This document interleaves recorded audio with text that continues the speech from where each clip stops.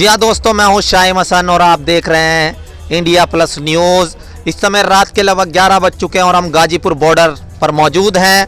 लगातार पहले भी यहाँ से मैं दिखा चुका हूँ, लेकिन इस समय विशेष आपके लिए मुजफ्फरनगर के एक संघर्षशील छात्र नेता भी रह चुके हैं। इस समय रालोद पार्टी में अपना एक स्थान रखते हैं। लगातार हर धरने में और हर वो संघर्ष जो रालोद पार्टी से जुड़ा उसमें नजर आते हैं। और जाट राजनीति के युवा चेहरों में से एक ऐसा चेहरा जो लगातार हर जगह आपको दिखाई देता है, उनसे बात करेंगे। और साथ साथ हमारे साथ डॉक्टर वसीम अहमद भी मुजफ्फरनगर निजामुद्दीन चैरिटेबल संस्था के जो है अध्यक्ष मौजूद हैं, इनसे भी बात करेंगे। और सबसे पहले सर, कब आए थे और किस तरह आप यहाँ पर रह रहे हैं, क्या स्थिति है? देखिए, हम लोग पहुँचे थे 28 तारीख की रात को 9:30 बजे। जिस समय घटना हुई वो घटना देखने के बाद में हम लोग सीधा इधर निकल गए थे और तब से आने के बाद अभी तक तो गए नहीं। जब हम आए थे तब तो संख्या भी मुश्किल से 200 किसानों की रही होगी और 200 में से 200 मीडिया वाले थे। अच्छा, तो यानी कि अगर ये मान लिया जाए कि राकेश टिकैत के जो आंसू थे वो धरना कमजोर होता दिखा था और लोग चले गए थे, वो आंसू इसलिए निकले थे? लोग ऐसा था 26 तारीख के कार्यक्रम के लिए, लगातार 26 तारीख के कार्यक्रम की तैयारियों के लिए कोई 21 तारीख में आ गया, कोई 22 में आ गया, कोई 23 में आ गया, या कोई उससे पहले से यहाँ पे रुका हुआ था 26 तारीख की तैयारियों के लिए। जैसे ही 26 तारीख हुई, 26 तारीख में कुछ लोग चले गए, कुछ लोग 27 में चले गए, अपने काम निपटा के। काम का समय चल रहा है, गन्ने का सीजन है, गेहूं की कोर है, पानी है, खाद है, दवाई डालना है। सहरावत जी, आप आरएलडी पार्टी से जुड़े हैं। जयंत चौधरी के जो शिकवे गिले थे ना, वो टिकैत साहब के आंसू देखकर ही दूर हुए। उसके बाद महापंचायत का ऐलान हुआ। आ रहा हूँ, उसी बात पे आ रहा हूँ, वही उसी बात पे आ रहा हूँ। तो उस समय 28 तारीख का जो मंजर सभी लोगों ने देखा, टीवी पे देखा, मोबाइल पे देखा, जैसे भी था, उसके बाद में चौधरी अजीत सिंह जी का नरेश टिकैत जी से और राकेश टिकैत जी से बात करना और इस आंदोलन को समर्थन देना, इस पूरे आंदोलन को दोबारा से खड़ा कर गया। जो जिस तरह से पिछले 5 से 8 दिनों में पश्चिम उत्तर प्रदेश से लोग बाग निकल कर आए हैं। पहले 10-20% की संख्या में हम गाजीपुर बॉर्डर पर थे, लेकिन आज की तारीख में 80-90% की संख्या में पश्चिमी उत्तर प्रदेश गाजीपुर बॉर्डर पर मौजूद है। दूसरी सबसे बड़ी बात, पश्चिमी उत्तर प्रदेश के जिस तरह से भंडारे यहाँ पर चालू हुए हैं, वो भी एक अपने आप में बहुत बड़ी बात है। क्या लगता है, सरकार मानेगी कि नहीं?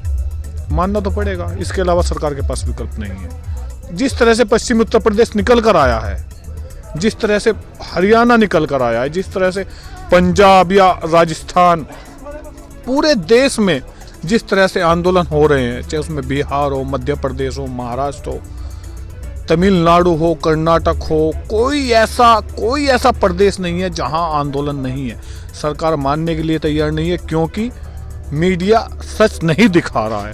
पहले दिन से यही इस आंदोलन का सबसे बड़ी खूबी है कि सोशल मीडिया के सहारे ये आंदोलन खड़ा हुआ था। मजबूत है, इसमें कोई दो राय वाली बात नहीं है, लेकिन जो मीडिया है, जो पेड मीडिया है, वो सच नहीं पहुंचा रहा है। अभी यहाँ का नेट बंद है, पिछले 7 दिनों से नेट बंद है। नेट यहाँ पर नेट कनेक्टिविटी नहीं है, लोग सच जान पाते हैं, लेकिन जो यहाँ पर मौके पर मौजूद है उसको पता है कि आंदोलन कितना मजबूत है।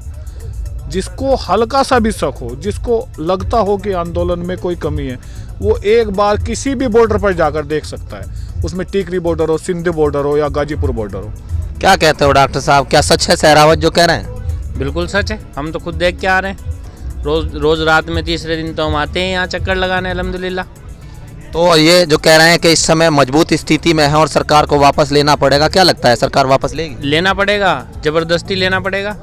तो ये तो किसान, ये डॉक्टर साहब नहीं बनाई है ना सरकार ने।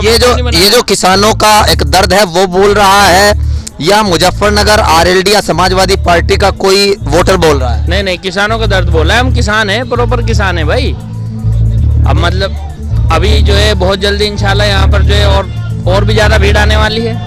अच्छा, तो क्या लगता है कि हिंदू मुस्लिम सिख ईसाई भाईचारा की क्या मिसाल है?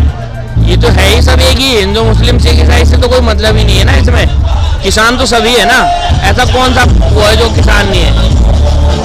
ये सरकार तो फंस गई इस मुद्दे पे बढ़िया तरह से। बस अब तो ये वापस लेने ही पड़ेंगे इन्हें कानून। नहीं तो ये आपकी आंखों के सामने ही नजारा, यहाँ देख लो आप। जी हाँ, देख रहे हैं आप, आवाज भी आ रही होगी कि कुछ युवा किसान जो है वो डीजे बजाकर मनोरंजन भी कर रहे हैं, डटे हुए हैं। और कुछ और कहना चाहते हैं अंकित सहरावत? मेरा कहना यही है, इस आंदोलन की सबसे बड़ी जो खूबी है ना, वो है यूथ। किसी भी बॉर्डर पर आप घूमिए, 90% की संख्या में यूथ निकल कर आया है। मोदी जी को अगर गद्दी पे बैठाया था, वो यूथ ने बैठाया था 2014 में। और अब यही यूथ मोदी जी की गद्दी से उतारने का काम करेगा। ये बिल वापस लेने पड़ेंगे, ये मजबूरी कहिए या उनकी जरूरत कहिए या किसानों का संघर्ष कहिए, बिल वापस लेने के अलावा कोई और चारा सरकार के पास नहीं है। और हमें जो चाहिए, हम जो लड़ाई लड़ रहे हैं, हम सच की लड़ाई लड़ रहे हैं। हमारी सबसे बड़ी जो लड़ाई है वो है एमएसपी की लड़ाई। राजनीतिक इच्छा शक्ति भी है कि नहीं है? क्योंकि देखिए, ये मंच से कहा गया था मुजफ्फरनगर की महापंचायत में कि हमसे गलती हुई, जीत को हराया। मैं आपको वही बात कर रहा हूँ, राजनीतिक इच्छा शक्ति कोई नहीं है। हम तो कहते हैं सरकार कल बिल वापस ले, आज बिल वापस ले ले, आज एमएसपी की गारंटी कर दे, हम अपने घर जाएंगे, सरकार ही अपना राजनीति कर ले। हमें जरूरत ही नहीं है ना राजनीति करने की, भाजपा ही राजनीति करे, राजनीति भाजपा को ही मुबारक। हमें जरूरत ही नहीं है। किसानों के मुद्दे पे साथ खड़े हैं, किसानों के लिए साथ खड़े हैं, उसमें लोकदल हो या कोई और हो, कोई भी अदर पार्टी हो, हम किसानों के साथ खड़े हैं। हमें जरूरत नहीं है राजनीति भाजपा मुबारक। अंकित सहरावत, ये शायद मालूम नहीं है कि जो लोटा था उसमें गंगा जल डाल के नमक डाला गया। सुनिए, गलती हुई है, कौन कह रहा है कि गलती नहीं हुई? 2019 में गलती हुई है, उसी का तो नतीजा है जो आज हम गाजीपुर बॉर्डर पर बैठे हैं पिछले 70 दिनों से। 2019 में गलती हुई है ना, उसी गलती को सुधारने के लिए तो संघर्ष कर रहे हैं, आगे वो गलती ना हो, उसी लिए लोटा में नमक डाला गया। आप कुछ कहना चाहते थे शायद? जी बताइए। मैं मोदी जी से ये कहना चाहता हूँ, उन्होंने बोले थे कि 15-15 लाख रुपए मिलेंगे, ये झूठ। फिर बोला था 2 करोड़ हर साल रोजगार दूंगा, रोजगार मिला नहीं। जो था कोरोना की वजह से वो भी छूट गया भाई, छोटा मोटा जो था वो भी छूट गया। आजकल ये नौबत आ गई, प्राइवेट भी नौकरी में हम नौकरी चाहते हैं ना, बिना सिफारिश के नौकरी नहीं लग सकती प्राइवेट में भी। तो सरकार की नाकामियां हैं जो समीक्षा चली रही है, लेकिन फिलहाल किसानों की स्थिति क्या है? 72 दिनों में कुछ हिम्मत टूटी है या बढ़ी है? भाई यहाँ से एक जाता तो 2 आते हैं कि यहाँ जनता कम नहीं हो रही, बढ़ रही है। ये मोदी जी बढ़ा रहे हैं, उनके खिलाफ ये लोग, हमारे जो किसान भाई हैं, ये जागरूक हो रहे हैं, इनको समझ में आ रहा है। ये बहका फुसला कर सन 2019 में दोबारा से ले आए थे अपनी सरकार को। कभी ये मुस्लिम भाई के नाम पे लेते, कभी सिख भाई के नाम से लेते, कभी हिंदू भाई के नाम से। ये एजेंडा है इनका, फूट डालो और राज करो। चलिए, ये कुछ युवा थे और अंकित सहरावत मुजफ्फरनगर से लगातार आप देखते भी रहते हैं और गाजीपुर बॉर्डर से भी हम दिखा रहे हैं। इसी तरीके से और भी लोगों से बात कर रहे हैं। लगातार इसी तरीके से आपका प्रेम हमें मिलता रहे, हमारी हिम्मत बढ़ती रहेगी, हम आपके लिए दिखाते रहेंगे, सच के लिए खड़े हैं, सच ही दिखाने का प्रयास करते हैं। मैं Shahim Hasan, India plus news, Ghazipur border, New Delhi. India plus news, सिर्फ वही जो सही।